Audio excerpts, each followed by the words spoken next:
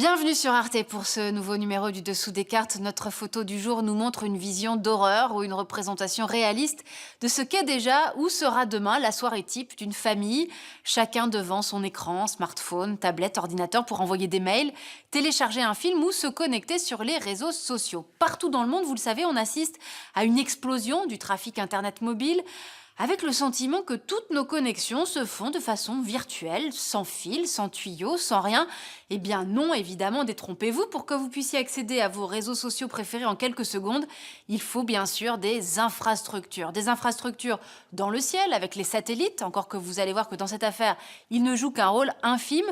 Des infrastructures sur Terre et surtout des infrastructures sous la mer, et c'est ce que nous allons voir aujourd'hui dans cette émission, des kilomètres de câbles enfouis au fond des océans qui permettent des communications ultra rapides entre les continents, nous rendent aussi potentiellement très vulnérables et génèrent, vous allez voir, des guerres d'influence, des bagarres commerciales et géopolitiques 20 milieux sous les mers. Et on commence avec le Marea, premier câble sous-marin déployé directement par les géants Microsoft et Facebook entre leurs data centers de Virginie et Bilbao, en Espagne, en septembre 2017. Long de 6400 km, ce câble en fibre optique peut transporter 160 terabits de données par seconde, soit les 3/4 du trafic Internet actuel. C'est le plus puissant des 428 câbles qui connectent aujourd'hui le monde. Et voici à présent le tout premier câble sous-marin posé en 1851 entre Douvres et le Cap Griné. Grâce au télégraphe, les bourses de Londres et de Paris pouvaient suivre en quelques minutes les cours des deux côtés de la Manche. Ces câbles, posés par bateau, sont des accélérateurs de mutations économiques. En 1858, un premier câble transatlantique relie l'Irlande à Terre-Neuve, en Amérique du Nord. Et puis leur nombre explose. En 1870, Londres et Bombay sont connectés. En 1900, on en trouve 200 000 kilomètres. Et dès 1902, voici les premiers câbles transpacifiques reliant l'Australie et la Nouvelle-Zélande au Canada, via les îles Fidji et Kiribati, et la ligne San Francisco, Honolulu, Manille, Shanghai. Pour gérer tous ces câbles, l'Union télégraphique internationale est créée en 1865, renommée ensuite Union internationale des télécommunications. Sa mission, assurer l'interconnexion de tous ces réseaux nationaux et répondre aux évolutions technologiques. Notamment en 1956, lorsqu'apparaît TAT1, le premier câble téléphonique. Et puis en 1988, nouvelle révolution, TAT8 est le premier câble à fibre optique entre la France, le Royaume-Uni et les États-Unis. Ces câbles aujourd'hui omniprésents hébergent un laser qui envoie ses ondes à un récepteur à l'autre bout. Les fibres ont la taille d'un cheveu humain, mais avec leur protection de silicone ou de plastique, les câbles ont l'épaisseur d'un tuyau de jardin. À partir d'un navire spécial, on les enterre près des côtes, on les pose au large sur le plancher océanique. Le câble Ulysse entre Calais et Douvres fait une trentaine de kilomètres de longueur. Les transpacifiques dépassent, eux, 30 000 kilomètres. Alors, qui contrôle ce marché annuel de près de 2 milliards de dollars ? Eh bien, depuis les années 1990, ce sont quelques grands acteurs privés, le français Alcatel Submarine Network, l'américain TE Subcom et le japonais NEC. Les 428 câbles sous-marins actuels transportent 99% de nos données numériques, moins de 0,4% passent par les satellites. La plupart relient toujours Europe et Amérique du Nord, ainsi qu'Europe et Asie. S'y sont ajoutés au fil des années l'Amérique du Sud, le Moyen-Orient et l'Asie du Sud-Est, enfin les côtes africaines. On note des hubs de câbles à New York, en Cornouailles, Marseille, aux Émirats arabes unis, Bombay, Singapour, Hong Kong ou encore sur la côte est du Japon. A l'inverse, des États comme le Bangladesh ou le Mozambique sont peu reliés, faute d'un usage d'Internet important. Aujourd'hui, plus de 1,3 million de kilomètres de câbles traversent nos océans, soit 32 fois le tour de la Terre. Il y a eu un premier pic de pose de câbles lors de la bulle Internet des années 2000 et un deuxième actuellement. En 2016, 27 000 nouveaux kilomètres ont été posés, chiffre qui a triplé en 2017 pour satisfaire notre appétit insatiable en données et vidéos haute définition. Peu protégés, les câbles sont vulnérables aux chaluts, aux tsunamis ou aux morsures de requins et provoquent une centaine de pannes par an. Souvent, les données sont juste détournées vers d'autres réseaux, mais par exemple en 2006, un tremblement de terre au large de Taïwan a sectionné plusieurs câbles, ce qui a coupé 120 millions de lignes téléphoniques en Asie de l'Est et a bloqué temporairement les échanges bancaires et boursiers régionaux. Du coup, les grands opérateurs, ici le français Orange Marine, ont donc divisé le fond des océans en régions pour pouvoir envoyer au plus vite leurs navires réparer les dégâts. En raison de leur obsolescence, on les remplace également par des câbles plus puissants, indispensables au bon fonctionnement d'Internet. En effet, les flux de données ne cessent d'augmenter. En 1992, il circulait 100 gigaoctets de données par jour. En 2002, autant en une seule seconde. Et en 2016, en une seconde, on en transmet 260 fois plus. Le XXIe siècle a donc consacré l'importance de ces câbles sous-marins pour transporter nos données. Et par là même, ils sont devenus un enjeu majeur de puissance.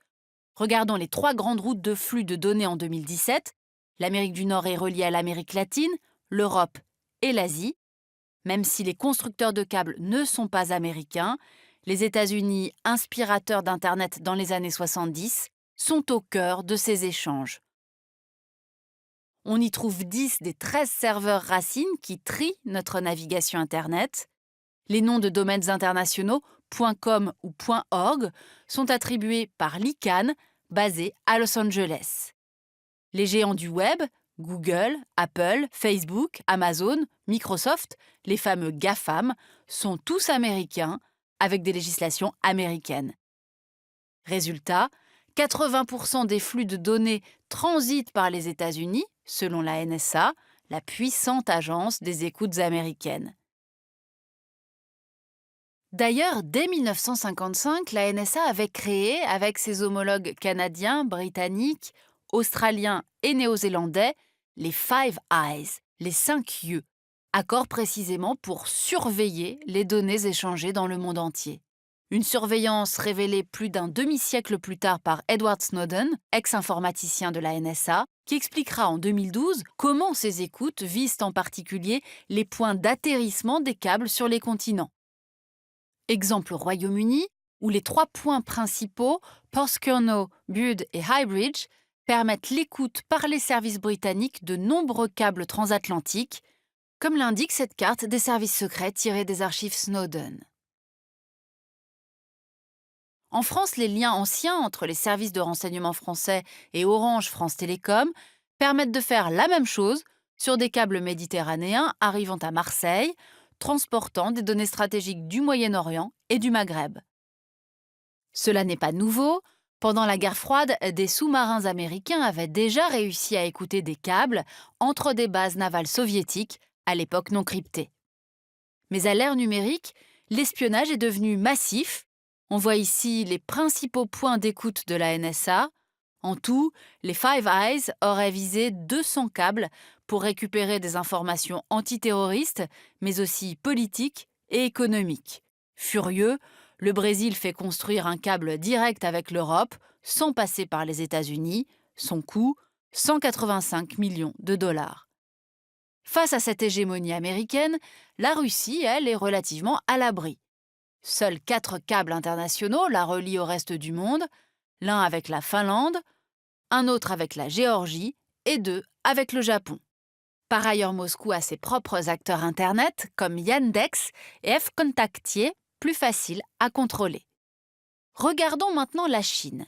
Le câble Simiwi 5 a été terminé au printemps dernier par un consortium de 20 opérateurs, dont les 3 géants publics chinois des télécoms. Pékin, qui exerce un fort contrôle sur son Internet, veut étendre son droit de regard sur certains câbles stratégiques. Simiwi 5 connecte l'Asie, le Proche-Orient et l'Europe.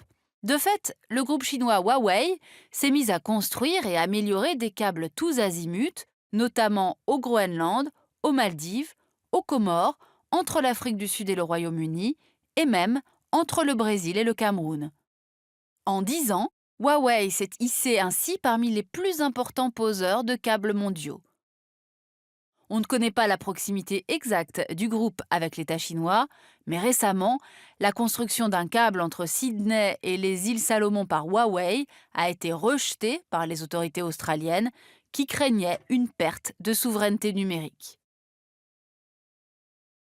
Enfin, l'avenir nous prépare d'autres bouleversements, avec la présence grandissante des géants privés d'Internet sur ce marché, Google d'abord, mais aussi Facebook et Microsoft, qui cherchent ainsi à étendre leur emprise en installant leurs propres câbles.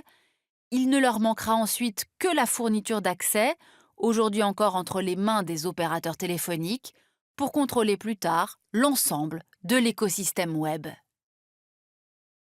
Fin décembre 2017, une actualité est sans doute passée un peu trop inaperçue. La Grande-Bretagne a tiré la sonnette d'alarme, une nouvelle menace pèserait sur les pays de l'OTAN et le danger proviendrait de la Russie que l'on soupçonnerait cette fois de fomenter une attaque sur les fameux câbles. Preuve supplémentaire s'il en fallait que ces câbles sont aujourd'hui un nouvel enjeu de puissance pour les États. Pour aller plus loin, publié chez l'Harmattan, Communication et débat public, les réseaux numériques sont-ils au service de la démocratie? Ainsi s'achève ce nouveau numéro du Dessous des cartes. Rendez-vous bien sûr la semaine prochaine, même endroit, même heure. Et d'ici là, n'oubliez pas notre site internet arte.tv. À bientôt.